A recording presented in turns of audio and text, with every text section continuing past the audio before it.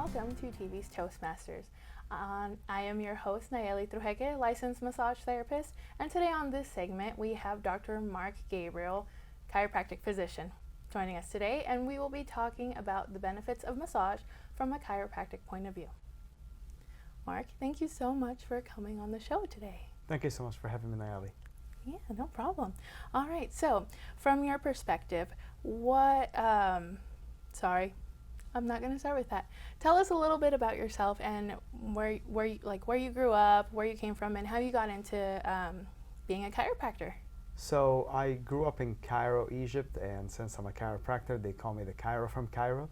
Oh my God, that's great. I've been here in the States for about 18 years. I came as a late teenager and finished my undergraduate degree in South Florida, in the University of South Florida. Mm-hmm. And finished my graduate school in Daytona, Florida, and I've been here in Portland for about 7 years right now. And I got into chiropractic because I hurt my back and I wanted to see if there is a natural solution for back pain, and the chiropractor changed my life, and this is what I want to do for the rest of my life. Very nice. That's a very inspiring story. Thank you. I always feel that healers have to go through some sort of pain to know that that's what they want to do to prevent other people from feeling that. Absolutely, Mm-hmm. absolutely. And pain is kind of the symptom that tells you something is wrong. Absolutely. And when that is there, then we need to figure out what is the cause for that. Mm-hmm. What is the root problem? What is the root problem? Yes. Yeah, well, you and I think alike. Absolutely. There's a reason why we get along. Totally. Yeah. All right. So how long have you been in practice here in Oregon? Been in practice in Oregon for about 7 years. 7 years. And trying to figure out what is the cause for the pain, or what is the root of the problem, like we pretty much agree on. Yeah. I wanted to see what are the other causes besides just bones out of alignment. Mm-hmm. And one of the main causes was muscles. If muscles are the main or root cause of the problem, then we need to figure out a way of treating the muscles. Mm-hmm. And this is where massage therapy became a really important part in the integrated practice that we practice every day. Besides just doing chiropractic, which is really good to align the bones, we need to figure out how to heal and be able to treat the muscles. Very nice. Yes, I agree with you very much on that. Awesome. So tell us a little bit about your clinic, which is the Wellness Center, and what kind of well, it's a wellness center, so there's a lot of holistic things that go into it. So tell us a little bit of what you offer there for the viewers at home. So at the Wellness Center, we do an integrated practice, and we combine massage therapy and chiropractic and acupuncture and physical therapy, as well as naturopathic medicine. So just trying to figure out what is the main treatment for every single patient. It is never going to be the same exact solution. Every patient has a different root of problem. Every patient has a different solution to be able to get to the bottom line of how we can be able to heal them. And by combining all these methods, we're able to get to the bottom or the root of cause of the problem and be able to work on that properly. Mm-hmm. Very nice. I agree. So for the viewers at home, where is your clinic located? We have an office in Northeast Portland, and this is in Hollywood District, and this is where it's the main office, like what we call like the mothership. Yeah, the mothership. And the mothership. And then we have another office we're opening in Beaverton, because we had a lot of patients that needed our help in the west side of the city. So we wanted to get a little bit closer to them. So it's going to open up on Barnes Road pretty soon. Oh, very nice. Yeah. Yes, I'm so excited. Congratulations on your second space. I know Thank that's been a goal for you for a while now. It's been, yeah, it's been it's nice coming. to see your goals and your dreams coming true, and it's just, it gives me hope for me and my business and my practice. So. Absolutely. And we've known each other for about, 6 or 7 years now. 6 years. 6 years now. Absolutely. Yeah. Because when I started with you, your clinic was just a baby, just a one room, and now it's multiple rooms for the mothership, and now you're opening up another practice, and you were one of the reasons why I got into massage, and well, not into massage, but why I got into opening up my own practice, because you told me that I was too good to be an employee for the rest of my life. And you're doing great. Thank you. I'm doing the best that I can. So, but that's, you know. And doing the best you can every day just to be able to better serve your patients and your community. That's pretty much what we thrive off on every day. Yeah. Yeah, exactly. Yeah. You gotta do something uncomfortable because, you know, it's for the better good. Totally. Yeah. Yeah. So, going back to massage, you as a chiropractor, what can you explain to the viewers at home what the difference is between chiropractic and massage? With chiropractic, we're able to realign the spine and realign the bones to be in their proper position. That way we can free any nerve space or any nerve impingement to make sure there is a good communication between the brain and the rest of the body. With massage, we need to have more blood flow. We need to make sure that we're able to align the muscles, make sure that we're being able to free the muscles from any knots, make sure that we're able to get rid of any trigger points, and that way we can have better blood flow and we can be able to hear the muscles. So there are two different methods of healing the body. And the way that I explain is that if we have bones out of alignment, we need to put them back in alignment. If we have muscles that are not really working properly, we need to make sure we're working on the muscles. So if there are both causes still working or still a problem, we want to make sure that both of these causes are addressed all the time, because you can work on getting more blood flow into the muscles, making sure that you're getting rid of scar tissue into the muscles, but not realign the bones, and we're not really getting to healing the patient, and vice versa, of course. Absolutely. So,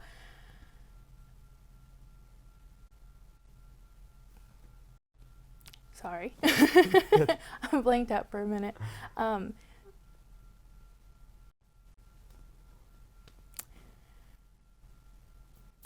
About trying to like, one of the things that we really thrive on is making sure that some of the cases that we get into our clinic require massage besides chiropractic.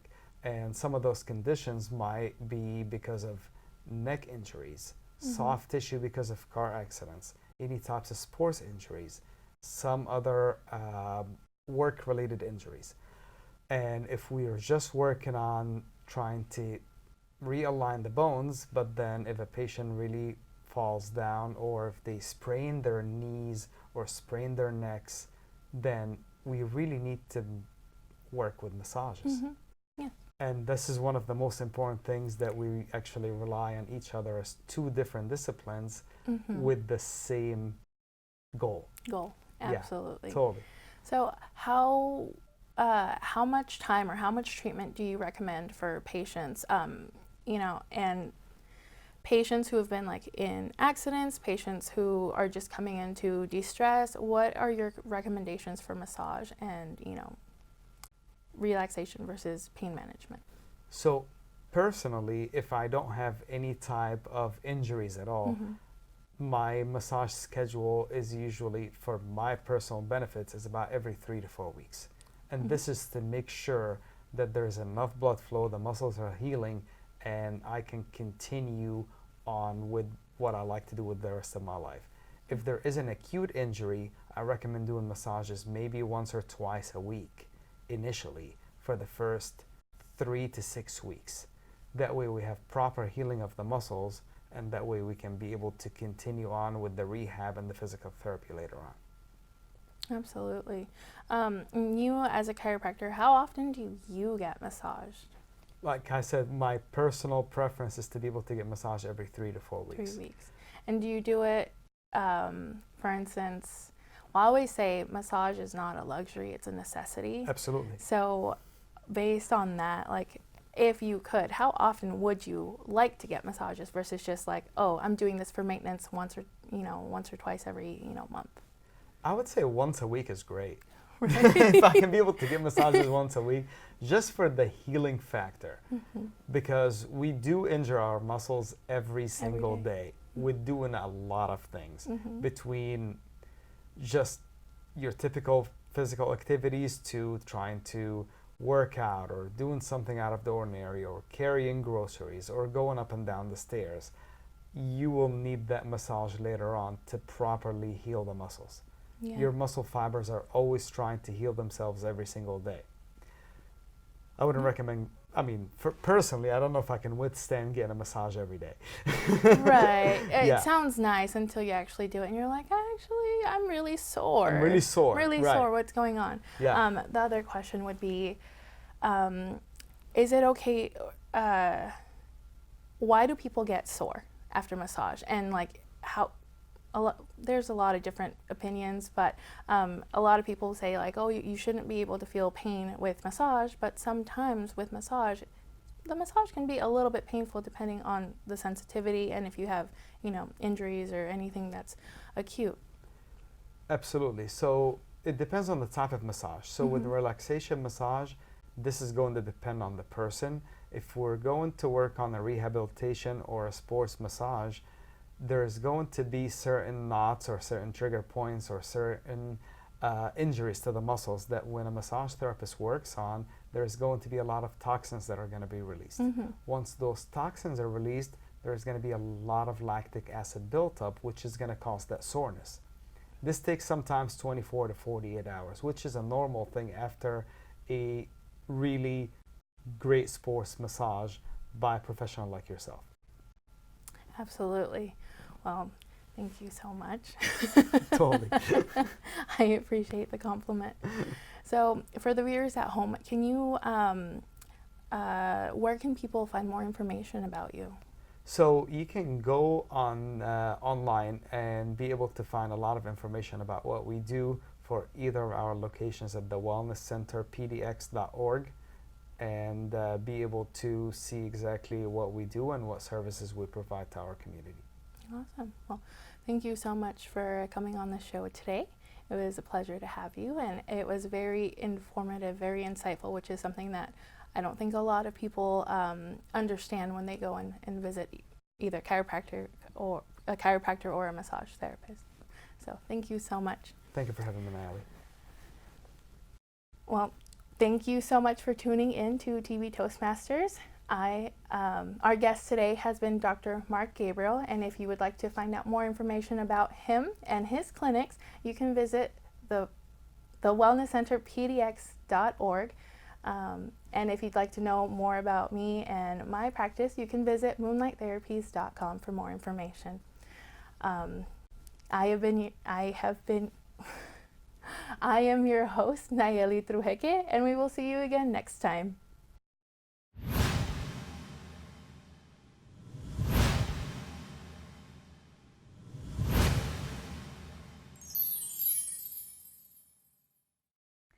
Welcome to TV Toastmasters. So nice to have you back. And we have a very special guest this evening. First, my name is Joan Lubar. I'm with Toastmasters for Speaking Professionals, and we do this once a month, and we're delighted to have you with us.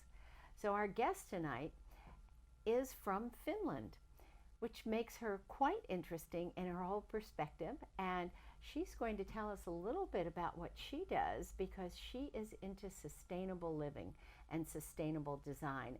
She has a fabulous background from both Finland and in the States, learning about different kinds of design, Native American and Southwestern art and design.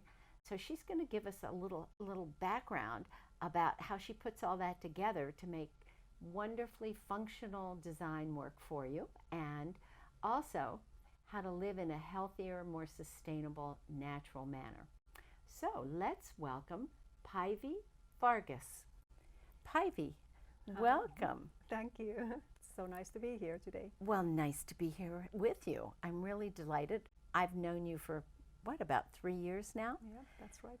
And you've actually helped me out in my house a little bit.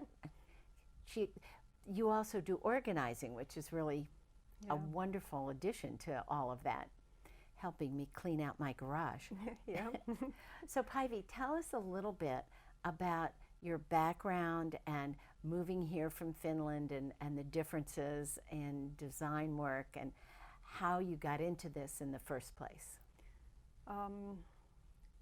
Well, I've always been, in a way, a nature girl, so I've loved the feeling what you get when you get out to the wild and in the forest or a seashore or by the lake or river.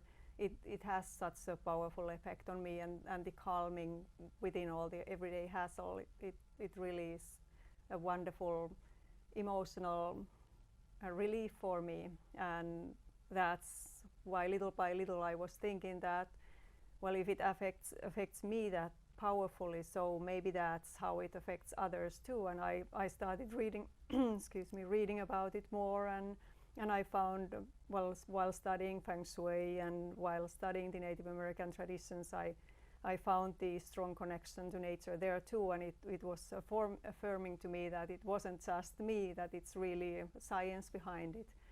And I love to bring that to my clients. I love to make the connection and make everybody feel that they are at their best. They are relaxed after they leave their home or when they are coming to their workspace, and it's looking very powerful and encouraging for them. So that's the strong nature connection probably that has been driving me. So that started when you were a child too? Yeah, I would say so. I've always been drawn to it, even if I did a career in corporate finance. I was still always drawn to go out with the kids to the nature and be spending time outside. So after turning 40 and coming into my adulthood crisis, I was thinking that, well, corporate finance is not maybe the most creative place to be. So I decided to go back to my designer roots. I had a degree in textile design in Finland. So even if I've been always more passionate for spaces as whole and not just the textiles, but that was my venue, and it's been working. So when you studied in Finland, you studied textile design first? Yeah, that's mainly, well, it was 4.5 years of education. We had a couple of hands-on practice periods there, but mainly weaving, and we had some knitting and crocheting and dyeing, and we had sewing and all that, but it was mainly with textiles. We actually worked together with some furniture designers too, so I made some little pieces, and we made a couple of projects together where I made the fabric and the wood person would make the other parts. So then did you also study interior design as well there? That's been my passion ever since I was small, and I was when my parents were building a house, I was using all the small wood pieces, making furniture to my Barbie dolls and all that. So that's been the one that I wanted to become interior designer. But that time when I was young and seeking education, there was only one school that was in the university world where you could get in to become an interior designer, and I wasn't one of those lucky ones getting in first time. And then when I went into textile design, I was thinking that, hey, I in a way like this, that I don't want to be changing in the middle of the degree. So I stayed with the textile design, and after I graduated, I was still, well, I was working full time for a silk exhibition with, again, my desire for the natural fibers and the natural part of life. And then I was doing at my evening time, I was having my own business, helping people with their interiors and making textiles. I was even making clothes. There were quite a few clients buying silk fabrics and yarns from the business where I was working, and they wanted somebody to make them for clothes, so I would be doing silk clothes. How exciting. Yeah. So then, when you came here to the States, I know you met your husband in Finland. Yep. He was working for an American company. Yes. And you ended up coming here with him. You also, I know, have gone back and forth to the Southwest, to New Mexico. Yeah, And we used to have a second home there, and we loved the area. It is so beautiful, and there's so much to see and to experience. So we were many times on the summer vacation, especially we would go to the pueblos that there are plenty of around Santa Fe and see the dances and just to honor their traditions. I just love to see how some cultural groups still are keeping up with their traditions, and it was always feeling such an honor to be there and just watch them. So how did that affect your design and your design world and your belief system in helping people create that space? It was probably more of enforcing my own beliefs that I had always been like hiding inside me, or thinking that that's the way how I think about everything. So, but seeing all the colors in Southwest, it was just fabulous. And for me, coming from simplicity and plain and maybe light colors environment in Finland and Nordic countries. I lived in Sweden too for a couple of years, so all the colors in Southwest, they were just a fresh input to me. So in our home here, since we combined a home from Finland and the home from Santa Fe, we have an eclectic mix of Southwestern furniture and Finnish furniture and some traditional American pieces, but most of them are wood in different tones, and they all have a story. And that's how I also love to support my clients to build up their spaces with the stories, because that's how we can be showing who we are, and we can be supporting those parts of us that really root us. Because without history, we are just maybe floating somewhere. So everybody have some kind of connections, even if you don't have maybe any furniture pieces or textiles that come from your family, but you can still maybe find something that reminds you of that. And sometimes it's so interesting how little efforts you can do such a huge effect on how somebody's feeling. Well, it seems like you also bring in whatever their cultural background is as well, is what I'm hearing you say. And you do it with such a natural ease so that they stay in the more, using materials that are more natural and less synthetic. Yeah, and it's all coming from that. I've never, I don't know, maybe I'm a highly sensitive person, but touching something man-made, meaning polyester or some kind of man-made fibers, it just doesn't feel good to me. And that's probably why I've always loved the touch of the natural fiber. And I just know that it makes you feel much more better. I know there are ways when the man-made fibers are good, like example for the rain clothing or going out camping. There's advantages with those, but when you're at home, I enjoy to making the connection to the natural world, which makes you relax and seems calmer to me. That's there's right. a feeling of calmness when you have something more natural and cozy even. That's true.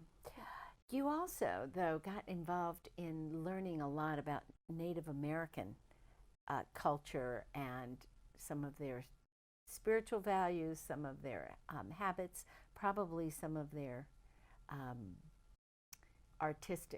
what they have artistically, because some of their pieces are so beautiful. How did that affect you? It was a totally new world, and at the same time it reminded me of the Lapis people's form language in their textiles and pictures. There's something that speaks deep inside me, so it was just and I can't say that I studied awfully long or getting any degrees out of it, but it is very fascinating, and again their huge respect for nature, Mother Earth and Father Sky and everything, and the coming generations. That's so beautiful, and that's how each of us should be thinking our actions and ways what we do. We should always think that, well, I can do it in all these ways, but which of these ways is the way that I can ensure that my children and grandchildren their children coming on will still be able to enjoy the life here. Very nice. Well, Päivi, I know you also do one other thing, and we have just a couple of minutes left, but you do work also to help people move, and I believe it has to do with people that are seniors that need extra help in organizing and getting their moving done. And so that I know that is another thing that you do. What I'd like to ask you now, though, is I'd like to ask you, if people do want to get in touch with you, how would they reach you? You can go to my website, which is www.sustaineddesign.com. There's my phone number and my email address. Probably you can make a contact form from there. And yeah, I always love to see people's spaces, and I haven't yet found a space which wouldn't talk to me, and and where I wouldn't find multiple ways how to make the connection between the space user and the space. Well, that's wonderful, and I really appreciate your coming tonight. I want to thank you for this wonderful interview. Thank you. It was a pleasure to be here. Yes. And now I just want to thank you for joining us. We've really enjoyed this, and I hope to see you at the next TV Toastmasters interviews. Enjoy your day and your week, and we will see you again soon.